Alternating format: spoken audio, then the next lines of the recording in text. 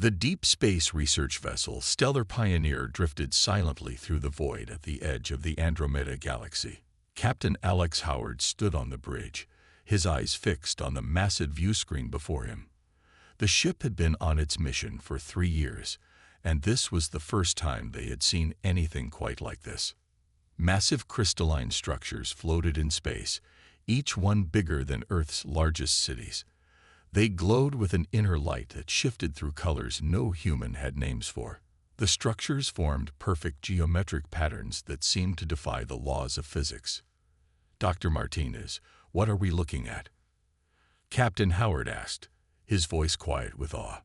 Susan Martinez didn't look up from her science station. Her fingers flew over the controls as she took reading after reading. "Captain, these structures, they're artificial, and they're alive with energy. The power readings are off the charts." The bridge crew worked in tense silence. They knew they were making history. This was humanity's first contact with an advanced alien civilization, and everyone felt the weight of that moment. Peter Wright, the chief engineer, spoke up from his station. "Sir, I'm detecting some kind of quantum field emanating from those structures.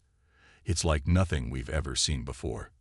Before Captain Howard could respond, the ship's systems suddenly came alive. A beam of pure energy shot out from the nearest crystal structure, enveloping the Stellar Pioneer in a soft purple glow. "We're being scanned," John Blake called from communications. "Wait, we're receiving a transmission. It's transforming itself to match our communication protocols." The view screen flickered, and an image appeared. The being on the screen looked almost like living crystal, with faceted features and eyes that glowed like distant stars. When it spoke, its words were translated into English, but the voice held a tone of dismissal and contempt. "Primitive organic vessels, you have entered the domain of the Sixtarian Empire. We have ruled these stars for 50,000 of your years. Your presence here is an insult to our eternal majesty." Captain Howard stepped forward, keeping his voice calm and diplomatic. "I am Captain Alex Howard of the Earth vessel Stellar Pioneer. We come in peace, seeking knowledge and friendship." The crystalline being made a sound that might have been laughter. "Peace? Friendship? Your species still uses crude matter-based computing. Your ships run on simple fusion drives. You have barely mastered the art of faster-than-light travel. You are children playing with toys." The crew exchanged glances. They had all heard stories about first contact, but nobody had expected this level of arrogance. "We may be younger than your civilization," Howard replied, "but we are eager to learn and share knowledge." "Share knowledge?" The alien's voice grew harder. "We have nothing to learn from primitives. You will submit to our rule, or we will demonstrate the true power of the Sixtarian Empire. You have one of your Earth days to begin your surrender preparations. Any resistance will be met with immediate destruction." The transmission cut off abruptly. The purple scanning beam disappeared, leaving the Stellar Pioneer floating in the shadow of the massive crystal structures. "Well," Captain Howard said, breaking the tense silence, "that could have gone better." Dr. Martinez looked up from her station, her eyes bright with excitement despite the threat. "Captain, during the scan, I managed to gather some preliminary data about their technology. It's fascinating. Their entire civilization seems to run on some kind of quantum crystalline matrix. It's incredibly advanced, but what?" Howard asked. "But it's also incredibly rigid. They've been using the same basic systems for thousands of years. They've refined it, yes, but they haven't truly innovated. They might be advanced, but they're also stagnant." Captain Howard nodded slowly, a slight smile forming on his face. Sometimes, he thought, being primitive had its advantages. After all, humanity had learned long ago that the most elegant solution wasn't always the most complex one. "Get me Earth Command," he ordered, "and tell engineering to start brainstorming. Something tells me we're going to need some old-fashioned human ingenuity to deal with this situation." The next 20 hours aboard the Stellar Pioneer passed in a blur of activity. The ship's crew worked nonstop, analyzing everything they had learned about the Sixtarian Empire. In the main science lab, Dr. Susan Martinez stared at her computer screen, her eyes red from lack of sleep. Cups of cold coffee littered her workstation. "Look at this," she said, pointing to a complex diagram as Captain Howard entered the lab. "Their entire civilization runs on these quantum crystalline networks. It's beautiful, really. They've taken one type of technology and pushed it to its absolute limits." "That's fascinating," Howard said, "but how does it help us avoid being destroyed in?" He checked his watch. Just under 4 hours. Peter Wright spoke up from his corner of the lab. The chief engineer had been quietly taking apart some old equipment, his hands covered in grease. "Actually, Captain, I think I found something interesting about their defense systems." He walked over to a makeshift testing area where he had set up an old radio transmitter. "Watch this," he said, turning it on. The ancient device hummed to life, sending out basic radio waves. On the main screen, they could see the Sixtarian sensors completely ignore the transmission. Their systems are so advanced, they don't even register analog signals as technology anymore, Peter explained, excitement creeping into his voice. "It's like trying to find a bicycle while looking for spaceships." Captain Howard leaned forward, suddenly interested. "Are you saying they have a blind spot?" "More than that," Dr. Martinez cut in. "I've been studying the scan they performed on our ship. Their quantum systems are incredibly complex, but they're also limited. They can only process information through quantum channels. They've forgotten how to handle simpler forms of technology." The captain began pacing the lab, his mind racing. "So what you're telling me is that the most advanced civilization we've ever encountered might be vulnerable to technology we considered outdated centuries ago." "Exactly," Peter grinned. "They've evolved so far beyond traditional electronics that they've lost the ability to even detect them. It's like they're wearing incredibly advanced night vision goggles, amazing at seeing in the dark, but blind a simple flashlight." Lieutenant Kate Morgan, who had been quietly listening from the doorway, stepped forward. "Captain, I think I see where this is going. We might not be able to match their technology, but maybe we don't have to." "Keep talking," Howard said, turning to face her. "Well, sir, back in the 20th century, military forces would sometimes use basic radio jammers to confuse advanced targeting systems. The simple signals would overwhelm the complex ones. What if we could do something similar here?" Dr. Martinez's fingers flew across her keyboard. "She's right. Their quantum systems are powerful, but they're designed to handle incredibly complex calculations. They might not be prepared for something primitive." "Like what?" the captain asked. Peter held up an old circuit board. "Like basic binary code. Simple on-off signals. Their quantum processors would have to stop and translate every single one. It would be like trying to read a children's book letter by letter." Captain Howard looked at the countdown timer on the wall. 3 hours and 45 minutes until the Sixtarians expected Earth's surrender. A slow smile spread across his face. "Dr. Martinez, I want everything you can tell me about their systems. Lieutenant Morgan, start putting together a team.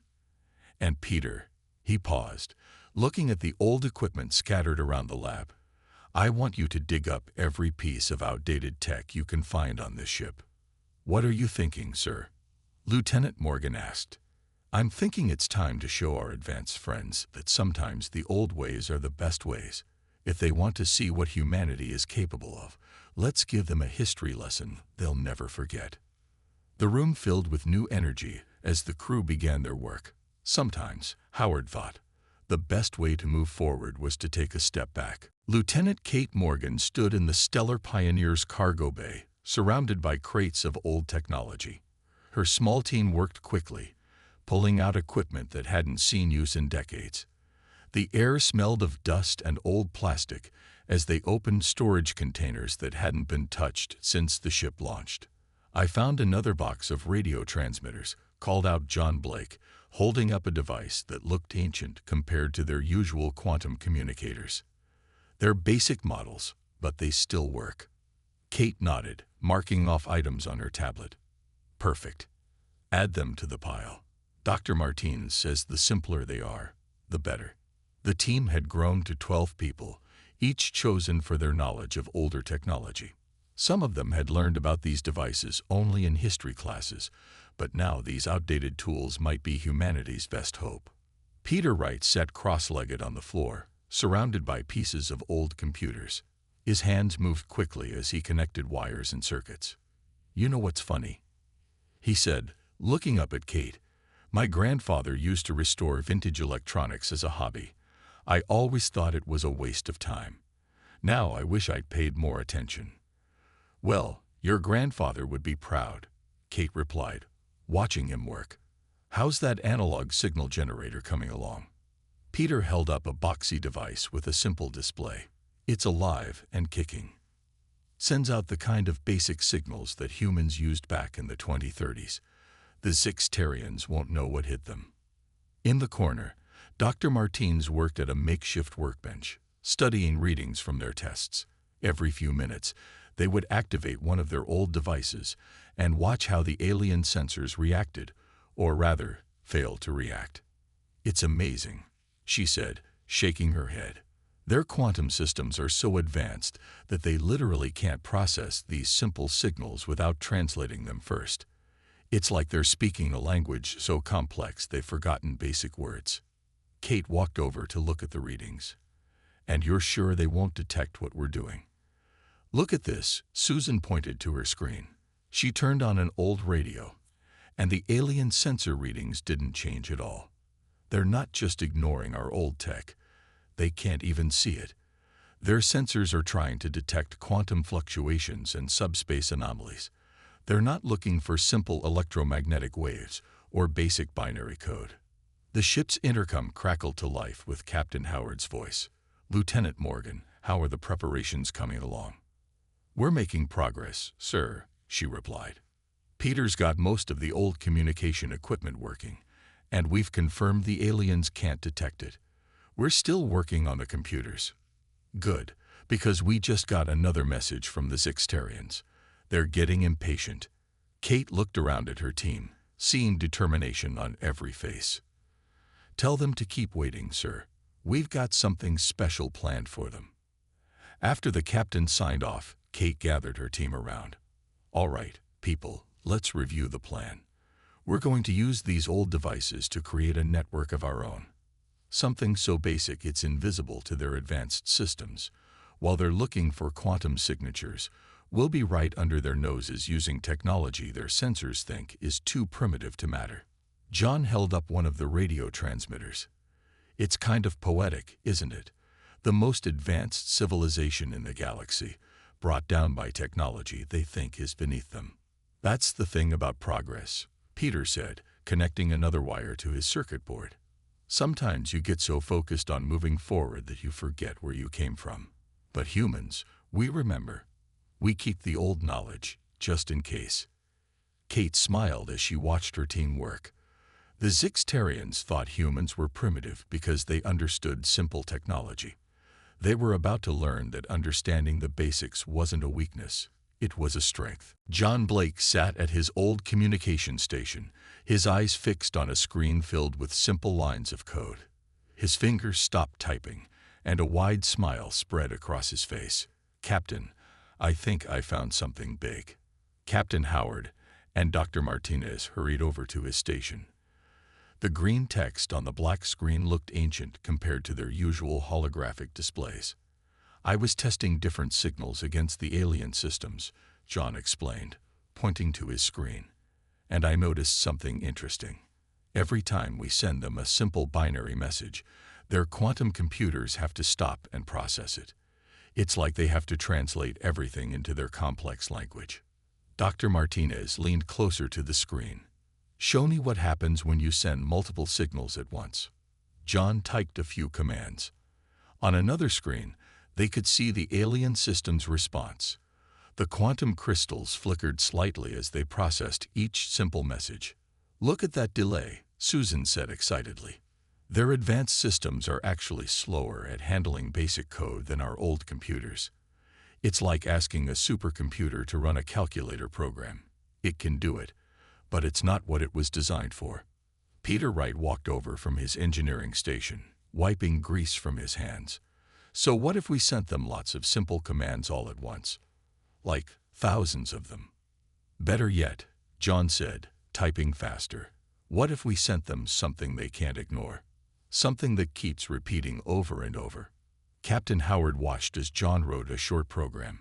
It was just a few lines long, but it kept looping back on itself, creating an endless stream of basic commands.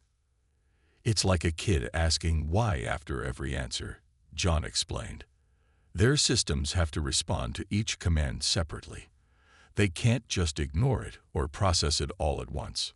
Lieutenant Morgan joined them, looking at the code. And because we're using old radio signals, they can't trace it back to us. As far as their sensors can tell, the signals don't even exist. But will it be enough to affect their whole empire? Howard asked. Dr. Martinez pulled up a diagram of the crystal structures. Their entire civilization is connected through these quantum networks. If we can overload one part, it could spread through their whole system, Peter finished. Like a wave of confusion spreading through their network. Captain Howard nodded slowly. How long would it take to write more of these simple programs? Not long at all, John replied. They're basically just loops of basic code. Any first-year programming student could write them. The beauty is in how simple they are. Get working on it, Howard ordered. I want as many different versions as you can make. Lieutenant Morgan, is your team ready with the old transmitters? Yes, sir. We've got 30 of them set up around the ship, all running on separate power sources. The aliens won't be able to shut them down without finding each one individually. Good. Dr. Martinez, keep monitoring their systems. I want to know the moment they start having trouble processing our signals. As the crew returned to their stations, Captain Howard looked out at the massive crystal structures of the Zixtarian Empire. They still glowed with that same arrogant power, but now he saw them differently. All that advanced technology, and they had never thought to protect themselves against something as simple as a basic computer loop. Sometimes, he said quietly, the best traps are the ones you think you're too smart to fall for. The crew of the Stellar Pioneer worked through the night, writing simple programs and setting up old transmitters. Soon, they would show the Zixtarians that humanity's greatest strength wasn't their advanced technology. It was their ability to think differently and use everything at their disposal, no matter how basic it seemed. Commander Lisa Rodriguez sat in the pilot's seat of her small shuttle, her hand steady on the controls. Behind her, 5 other shuttles followed in tight formation, each one barely larger than an old Earth car. These weren't the sleek, modern vessels the Stellar Pioneer usually carried. Instead, they flew ships so old they still used manual controls. All shuttles report in, she called over the radio. One by one, the other pilots checked in. They all used simple radio waves instead of the usual quantum communications. The Zixtarians' crystal ships glowed in the distance, their sensors passing right over the small fleet of primitive human vessels. Remember, Lisa said to her team, stay close to the crystal structures. Their advanced sensors are looking for quantum signatures, not old-style engine emissions. We're practically invisible to them.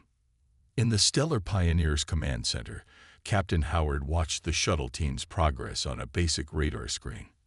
Next to him, John Blake monitored the radio signals while Peter Wright finished programming the last of their simple computer loops.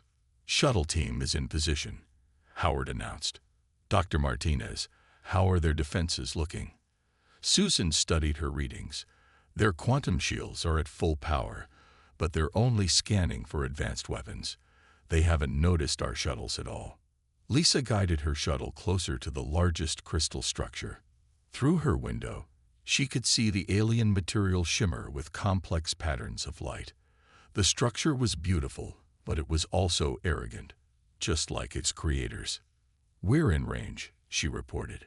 Beginning Phase 1. Each shuttle carried dozens of small transmitters, all loaded with John's simple programs. Lisa pressed a button, and her transmitters began broadcasting. 5 other shuttles did the same, sending out waves of basic binary code. At first, nothing seemed to happen. Then Dr. Martinez called out excitedly, "Look at the crystal surfaces. The patterns are changing."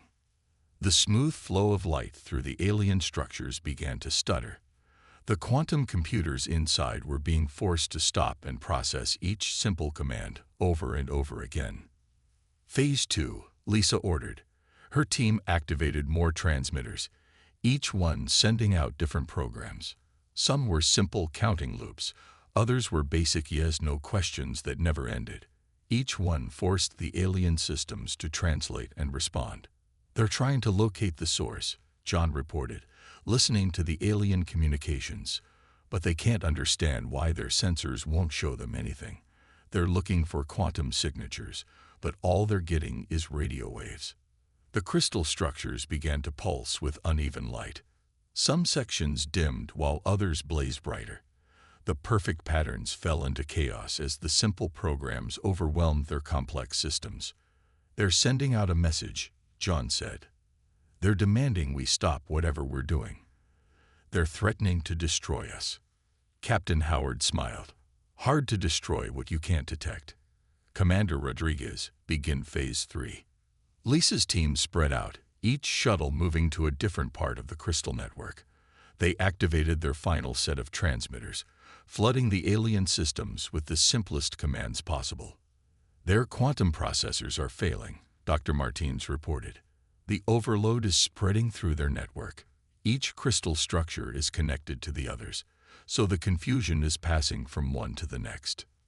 Through the shuttle windows, Lisa and her team watched as the mighty structures of the Zixtarian Empire began to flicker like broken light bulbs. The civilization that had ruled for 50,000 years was being brought down by programs so simple they could run on a child's first computer. "All shuttles, hold position and maintain transmission," Lisa ordered. She couldn't help but smile as she watched the alien empire's perfect order dissolve into chaos. Sometimes the old ways are the best ways. The crystal structures of the Zixtarian Empire flickered like dying stars. Inside the main control room of the Stellar Pioneer, Eric Palmer watched the security feeds with intense focus. As chief security officer, he had to ensure the safety of both the ship and the shuttle teams during this critical moment. "Status report," Captain Howard called out, his voice steady despite the tension in the air. "Their main defense grid is down," Eric reported. "The simple code loops have spread through their entire network. It's like their systems are choking on basic math problems." Dr. Martinez's fingers flew across her keyboard as she tracked the collapse. "The quantum processors are failing one after another. Each time one crashes, it sends corrupt data to the next one in line. It's creating a chain reaction."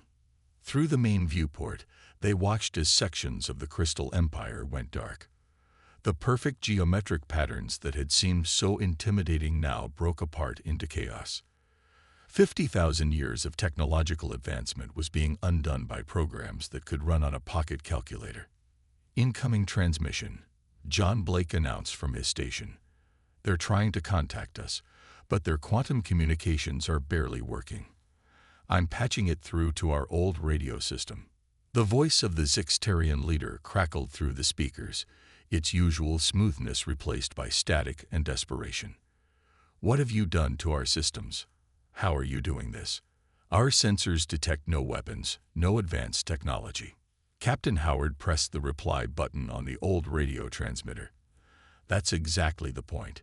You've been looking for the wrong thing. Sometimes the simplest solution is the most effective." Eric's security screen showed more crystal structures losing power. The mighty empire was falling apart piece by piece, their advanced technology helpless against the flood of basic commands. "Commander Rodriguez," Eric called over the radio. "Status of the shuttle teams." "All teams safe and maintaining position," Lisa responded. "The alien ships near us are completely disabled. They can't even track us on their sensors anymore." Peter Wright looked up from his engineering station with a grin. "You know what's really ironic? They could stop this if they just turned their systems off and back on again. But their technology is so advanced, so integrated, they can't shut down without losing everything.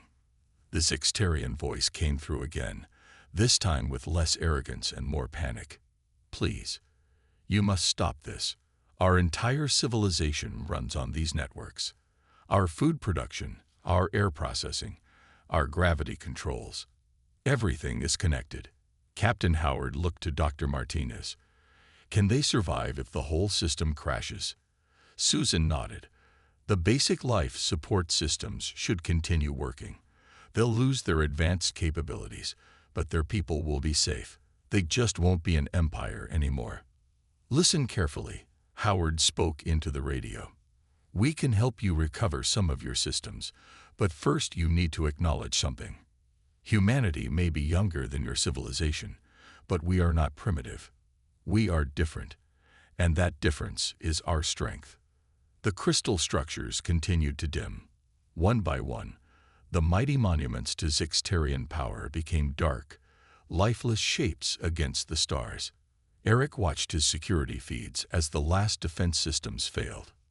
Sir, he reported, their entire military network is down. The Empire's control over their territories, it's gone.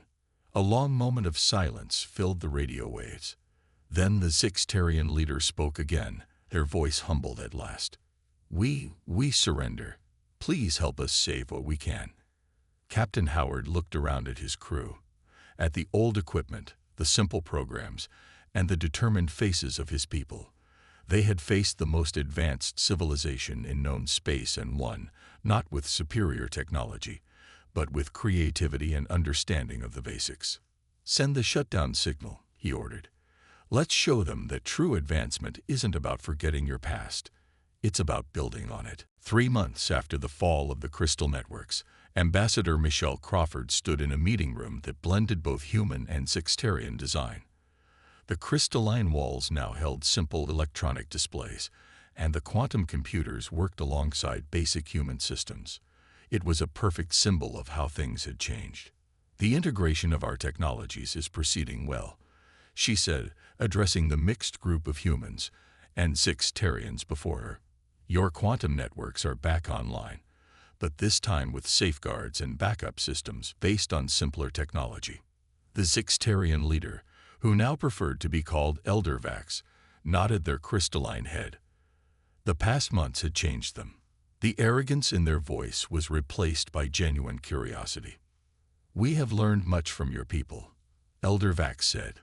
For 50,000 years, we only moved forward, never looking back. We thought simplicity meant weakness. We were wrong. Captain Howard, sitting beside Dr. Martinez, smiled at the change in their former enemy. Sometimes moving forward means remembering where you came from. Your quantum technology is still incredible. It just needed some balance. Peter Wright, who had spent weeks helping rebuild the alien systems, pointed to a display showing the new network design. See how we've added regular computer systems as a foundation. If the quantum processors get overwhelmed, everything doesn't crash at once. The basic systems keep things running while the advanced ones reset. Like having a backup generator, John Blake added, or knowing how to start a fire when your fusion heater breaks down. The room filled with soft laughter from both species. The Zixtarians had developed a sense of humor about their past pride, which surprised everyone. Lieutenant Morgan, recently promoted for her role in the victory, studied the new security protocols on her tablet. The combined patrols are working well too. Our ships are learning from each other. Your speed and power, our adaptability and backup systems. And the best part, Commander Rodriguez added, is that we're both learning new ways of thinking. You're teaching us about quantum engineering, and we're showing you the value of keeping things simple when needed. Ambassador Crawford watched as humans and Zixtarians worked together, sharing ideas and solving problems. The former empire was now a peaceful federation, with Earth as an equal partner. Their technology was still advanced, but no longer at the cost of forgetting basic principles. There's an old saying on Earth, she told Elder Vax. Pride comes before a fall. But what matters most is what you learn when you get back up. The alien leader's crystalline features shifted in what had become their version of a smile. "We have another saying now, borrowed from your people. Human ingenuity strikes again. We use it to remind ourselves never to dismiss an idea just because it seems simple." Eric Palmer, who now helped train joint security teams, stepped forward with a report. "The last of the old Empire's territories have joined the Federation. They all want to learn this new balanced approach to technology." Captain Howard looked out the window at the crystal structures, now glowing with a steadier, more natural light. "You know what impresses me most? Not that we won, but how quickly both our peoples moved from conflict to cooperation. Maybe that's the real victory here." "Indeed," Elder Vax agreed. "We thought we had reached the peak of civilization. Instead, we had only reached the peak of our pride. You showed us there is always more to learn, especially from those we thought had nothing to teach." As the meeting continued, Ambassador Crawford made notes for her report to Earth. The story of humanity's victory over the Zixtarian Empire would be told for generations, but it wouldn't be remembered as a story of triumph over an enemy. Instead, it would be remembered as the day two civilizations learned that true strength comes not from power alone, but from wisdom, humility, and the willingness to learn from each other.